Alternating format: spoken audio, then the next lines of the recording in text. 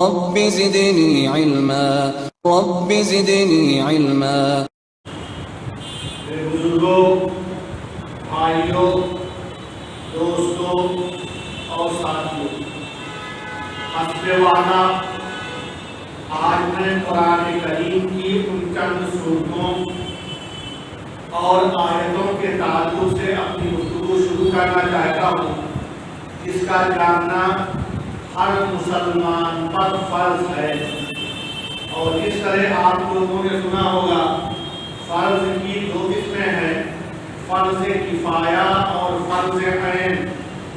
فرض عین کا مطلب پوری امت کے ایک ایک فرد کے لیے لازمی اور ضروری ہے، اور فرض کفایہ کا مطلب وہ فرض جو اگر امت کے چند افراد کر لیں تو بقیہ کی ذمہ داری ثابت ہو جاتی ہے، جیسے نماز جنازہ چند لوگ پڑھ دیں، چند لوگ نہ پڑھیں تو نہ پڑھنے والوں پر کوئی گناہ نہیں۔ لیکن میں ان آیتوں کے تعلق سے آپ کے سامنے اپنی بات رکھنے جا رہا ہوں۔ ان آیتوں اور صورتوں کا پڑھنا، سمجھنا اور اس کے مطابق اپنے آپ کو ڈھالنا، یہ فرض عین کے درجے میں آتا ہے۔ یعنی ہر ایک کو یہ یاد بھی ہونی چاہیے، اس کے پڑھنے کے جو مواقع ہیں اس میں پڑھنا بھی ضروری ہے، اور اس کے پڑھنے کے پیچھے جو اسباب ہیں، اس کا جو معنی اور مفہوم ہے وہ بھی سمجھنا ضروری ہے۔ اور اس سلسلے کی پہلی کڑی سورہ فاتحہ۔ ہم اور آپ جانتے ہیں کہ سورہ فاتحہ ہم اور آپ تمام نمازوں میں پڑھتے ہیں، چاہے وہ فرض ہو، چاہے وہ سنت ہو، چاہے وہ دیگر اوقات کی نمازیں ہوں۔ کسی بھی طرح کی نماز بغیر سورہ فاتحہ کے اس نماز کا تصور نہیں کیا جا سکتا۔ پھر سوال اٹھتا ہے کہ جب قرآن کریم میں 114 سورتیں ہیں، 30 پارے ہیں، لا تعداد بے شمار آیتیں ہیں، پھر آخر کیا وجہ ہے کہ ہر نماز کی ہر رکعت میں بار بار سورہ فاتحہ پڑھنے کا مطالبہ ہو رہا ہے؟ یہ اللہ کا دین ہے، اللہ کے احکام اور رسول کی تعلیمات ہیں، اس میں کوئی چیز یوں ہی نہیں ہوتی۔ اگر ہر نماز کی ہر رکعت میں سورہ فاتحہ پڑھنا مطلوب ہے تو اس کے پیچھے کچھ اہم اسباب ضرور ہیں جس سے ہم اور آپ ناواقف ہیں، اور ضرورت ہے کہ ہم اور آپ ان کو سمجھیں، ان کو پڑھیں، عام کریں اور دوسروں کو بھی بتائیں۔ اس سلسلے میں پھر سورہ فاتحہ کے تعلق سے جب گفتگو ہوگی تو مختلف اعتبارات سے اس کی جو خوبیاں ہیں وہ تمام چیزیں بیان کی جائیں گی، اور اس میں ایک سے زائد ہفتے لگیں گے۔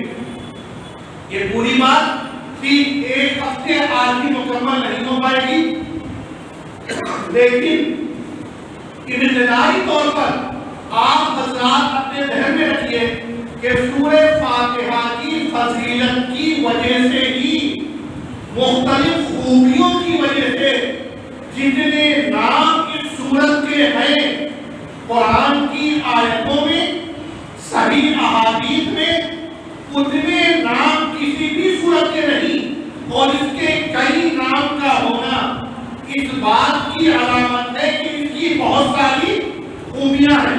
لہذا قرآن کریم میں اسے السبع المثانی کہا گیا۔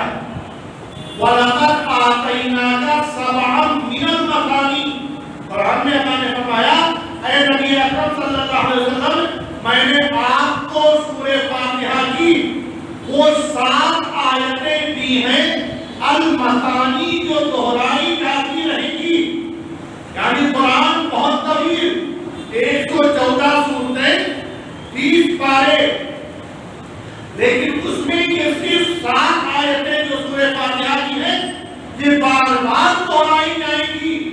ہر نماز میں، ہر بندہ، ہر رکعت میں، ہر وقت، فرض ہو یا نفل یا کسی اور طرح کی نماز، عید، جنازہ یا اسی طرح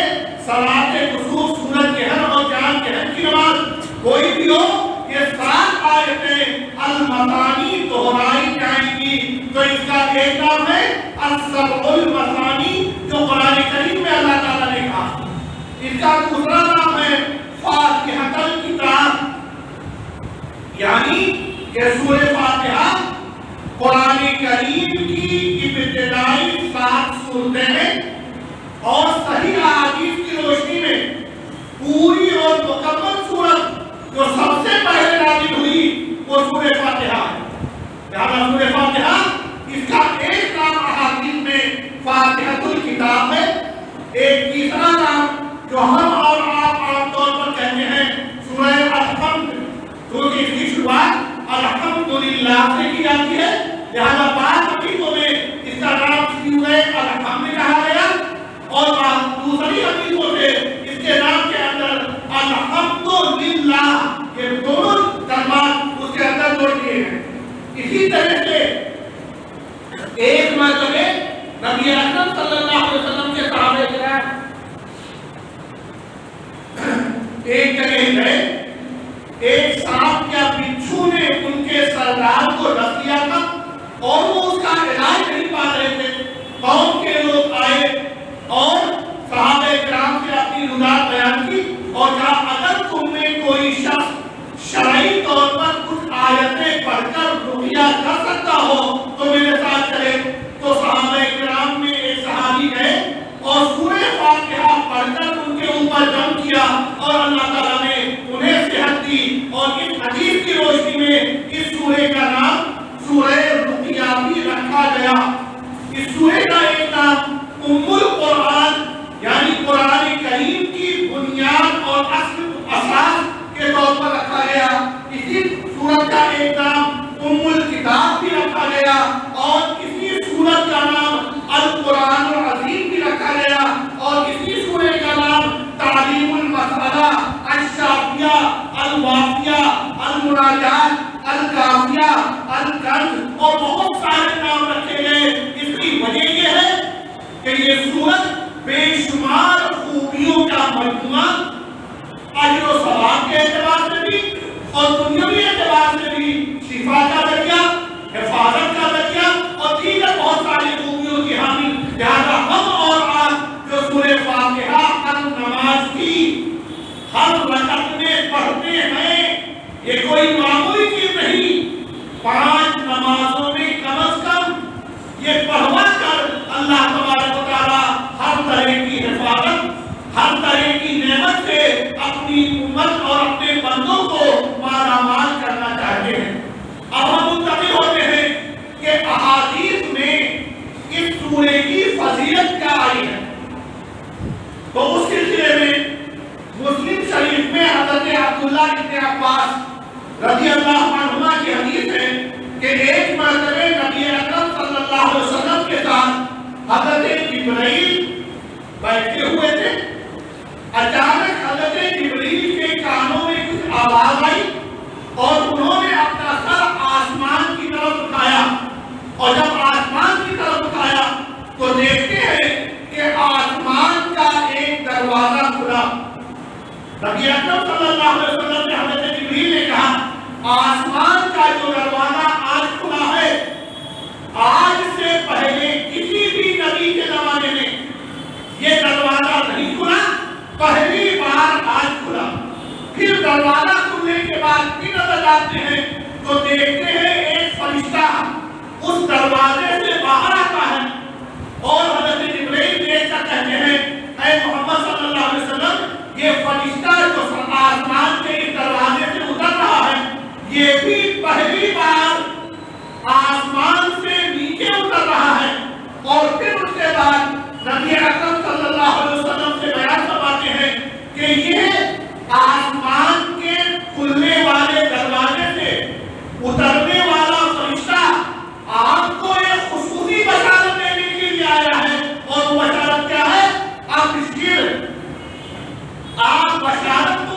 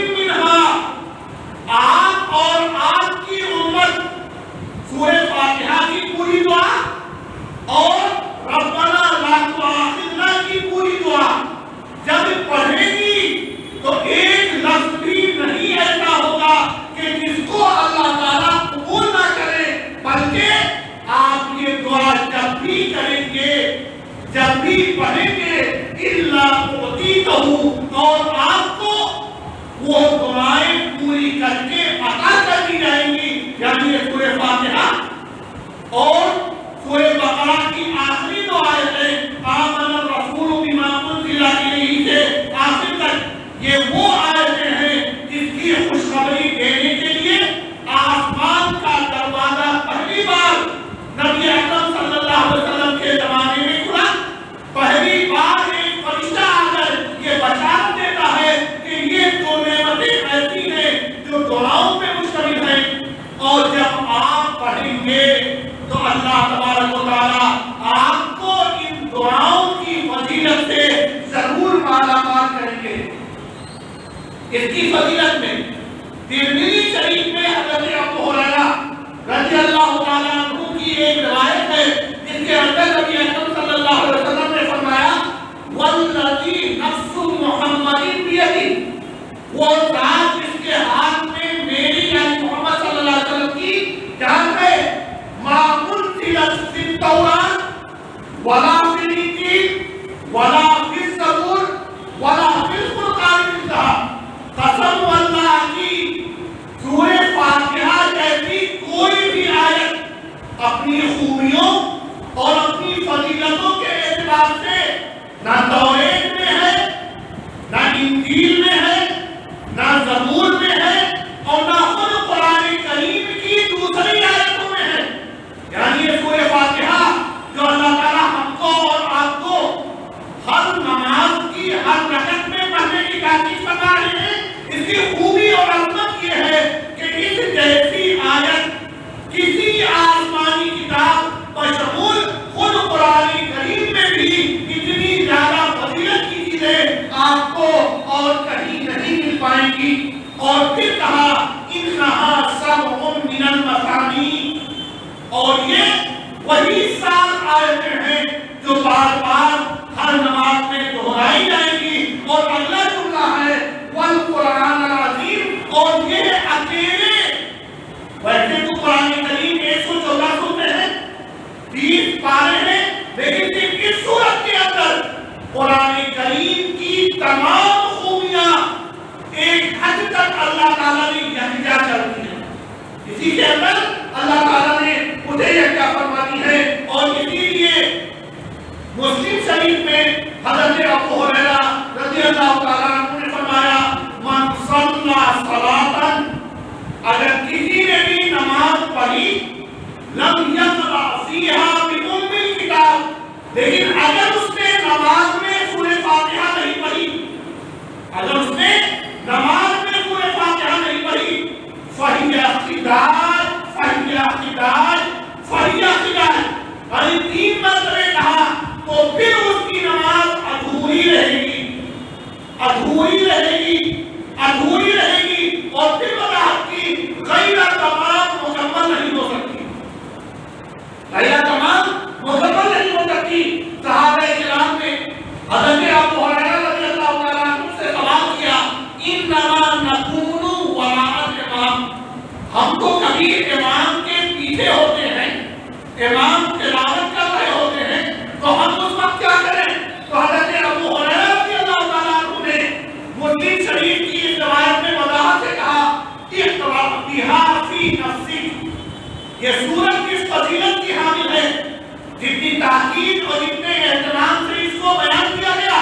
اقرأ بہا، آپ اس کو اپنے دل کے اندر امام کے پیچھے بھی پڑھیے. امام پڑھ رہے ہیں، عام حالات میں جب قرآن کی تلاوت کی جائے تو قرآن سننا لازم ہے، لیکن سورہ فاتحہ کے تعلق سے حدیث میں راوی حدیث حضرت ابو ہریرہ رضی اللہ تعالیٰ عنہ نے صاف صاف کہا کہ اگر امام کے پیچھے بھی ہو تب بھی آپ اسے اپنے دل کے اندر آہستہ آہستہ ضرور پڑھ لیجیے تاکہ اس کی فضیلتوں سے، اس کی خوبیوں سے محروم نہ ہونے پائیں.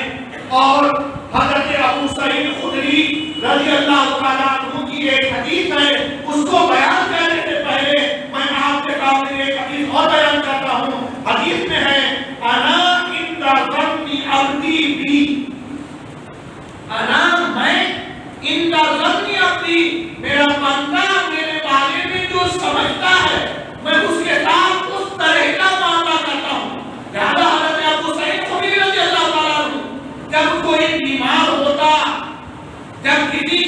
طبیعت خراب ہوتی، کسی کے ساتھ کوئی مشکل اور پریشانی ہوتی اور ان سے کہا جاتا کہ رقیہ کر دیجیے، کوئی آیت پڑھ کر پھونک دیجیے، تو حضرت ابو سعید خدری رضی اللہ تعالیٰ عنہ فرماتے ہیں ما رقیتہ الا بفاتحۃ الکتاب، میں نے جب بھی رقیہ پڑھا کسی کی بیماری پریشانی اور مشکل میں دعا پڑھ کر اس پر پھونکا یا پھونک کر پانی پینے کو دیا، تو جب بھی ایسا کیا تو کیا کہا الا بفاتحۃ الکتاب، میں نے ہمیشہ سورہ فاتحہ پڑھ کر یہ کام کیا، اور جب اس کی فضیلتوں کا علم ہو، اس پر پورا اعتماد ہو، تو اللہ تبارک و تعالیٰ اس کے فوائد بھی پہنچاتے ہیں، یہاں تک کہ یہ سورہ رقیہ کے نام سے مشہور ہو گئی۔ اور آج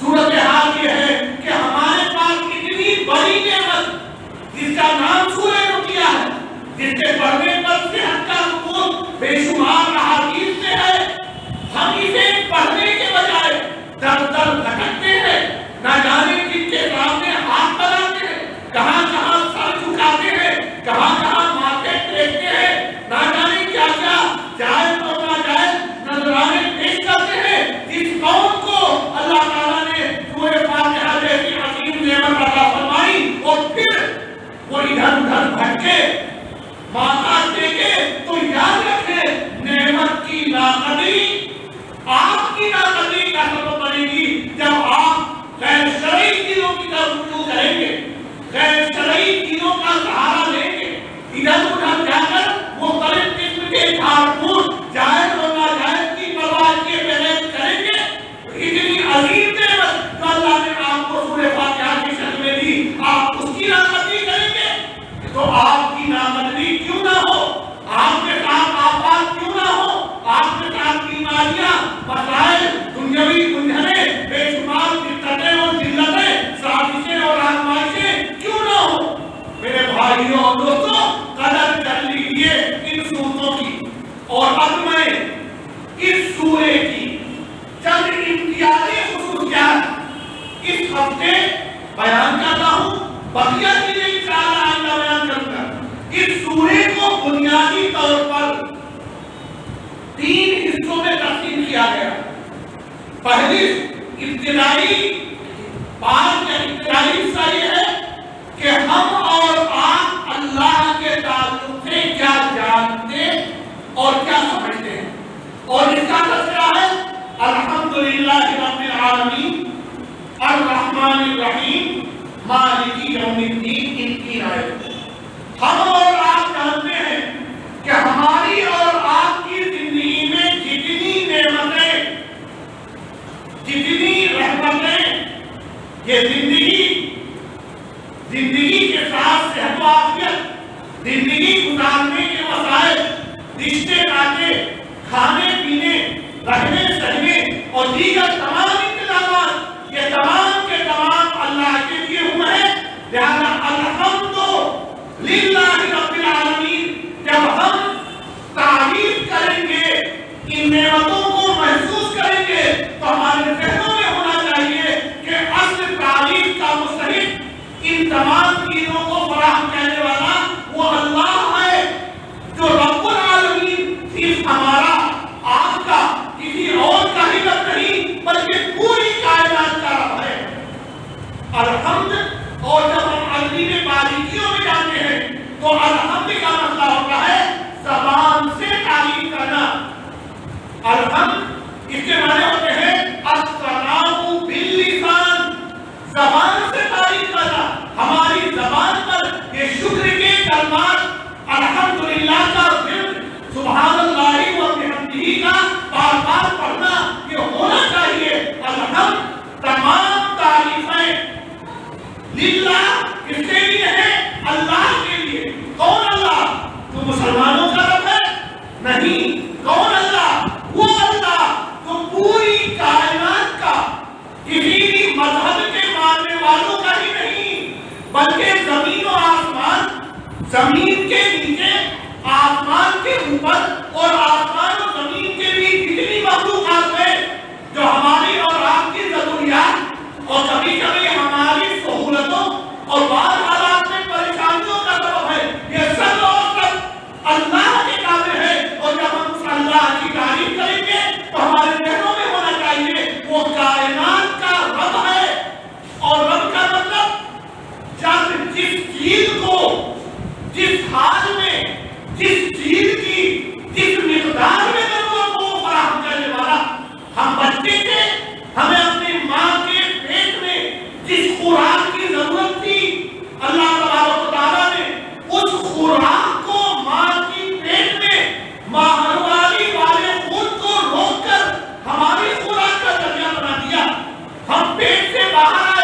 ہمیں ضرورت ہوئی لکوئڈ، ایسی لکوئڈ جو حاضر ہو سکے تو ماں کے سینے کے اندر ہمارے لیے غذا پیدا کر دی.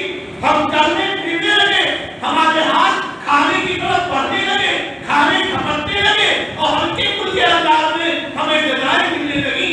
ہم اور بڑے ہوئے. اللہ تبارک و تعالیٰ نے ہمارے لیے کھانے پینے کا انتظام کیا اور بڑے ہوئے، جوان ہوئے.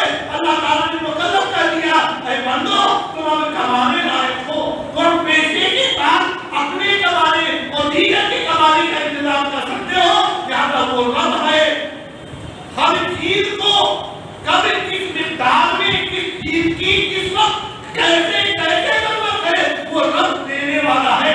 اور وہ صرف ہمارا رب نہیں، وہ رب عالمین کا رب ہے. اگر ہمارے لیے غذا کی ضرورت ہے تو زمین سے غذا وہ اگائے.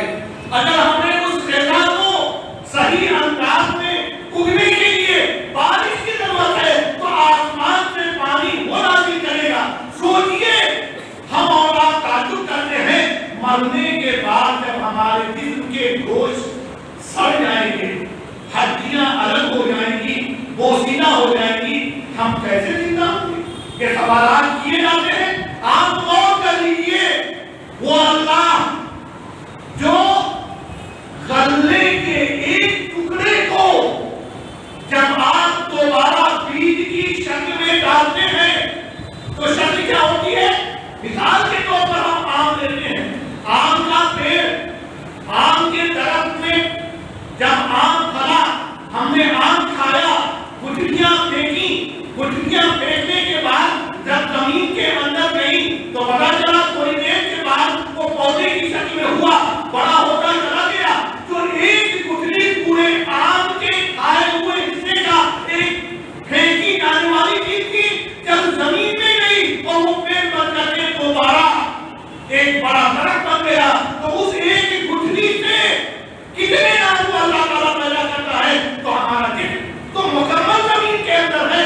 وہ اللہ تبارک و تعالیٰ ہم کو اور آپ کو دوبارہ زندہ کیوں نہیں کرے گا؟ اور یہی حال ہے اس اللہ نے ہم کو اور آپ کو اس زمین پر بسنے کے لیے بھیجا. اور رب العالمین کائنات کا رب ہے، ہماری فطرت کا انتظام کیا. تو کیسے؟ زمین کے اوپر اور آسمان کے نیچے بیچ میں رہنے والی یہ مخلوق جو غذا پائے گی کیسے؟ زمین پہ جب گرمی ہوگی، جب آگ جلے گی، جب بھاپ اٹھیں گے، وہ آسمان پر پہنچیں گے، ایک خاص حصے میں جمع ہو کر بادل کی شکل لیں گے. اللہ تعالیٰ کی قدرت سے وہ برسانے والے بادل بنیں گے. اللہ تعالیٰ اسے ادھر ادھر اڑاتے ہوئے جہاں ضرورت ہوگی وہاں برسائیں گے. زمین سے بننے والا بھاپ بادل بنا، وہ بادل بارش بنا، وہ بارش ہوئی زمین کے نیچے گئی اور زمین سے آپ کے لیے اللہ تعالیٰ نے سبزیاں، اللہ تعالیٰ نے پھل، اللہ تعالیٰ نے آپ کے لیے کھانے پینے کی تمام چیزیں مہیا کی. کیوں؟ وہ رب العالمین ہے. آسمان کا بھی رب ہے، زمین کا بھی رب ہے، بیچ والی چیزوں کا بھی رب ہے. زمین سے بھاپ کو اس نے آسمان میں بھیجا، بادل اس نے بنایا، برسنے والا بارش اس نے بنایا اور پھر اس بادل کو بھی، اس ہوا کو بھی، اس زمین کو بھی اور زمین کے نیچے کی مٹی کو بھی ہماری ضرورت کے لیے جس رب نے بنایا. کیا یہ جائز ہوگا کہ ہم اس رب کو نہ سمجھیں؟ اور اگر نہیں سمجھتے ہیں تو یقیناً ہم اور آپ سچے مسلمان نہیں ہو سکتے. لہٰذا میرے بھائیوں، اللہ کے تعلق سے ہمیں جو کچھ سمجھنا ہے اس سورہ فاتحہ کا میں کئی ہفتے لے سکتا ہوں، لیکن آپ سب سے درخواست ہے کہ اس کا سمجھنا ہر ایک پر فرض ہے. ہم اور آپ سچے دل سے اس کی نعمتوں اور خوبیوں سے فائدہ اٹھانے کے لیے عہد کریں کہ انشاءاللہ اس کو سمجھیں گے بھی اور اس کے جو تقاضے ہیں اسے پڑھنے کے لیے اللہ تبارک و تعالیٰ ہم کو اور آپ کو تمام ضروری علوم و معارف کو سمجھنے کی توفیق عطا فرمائے.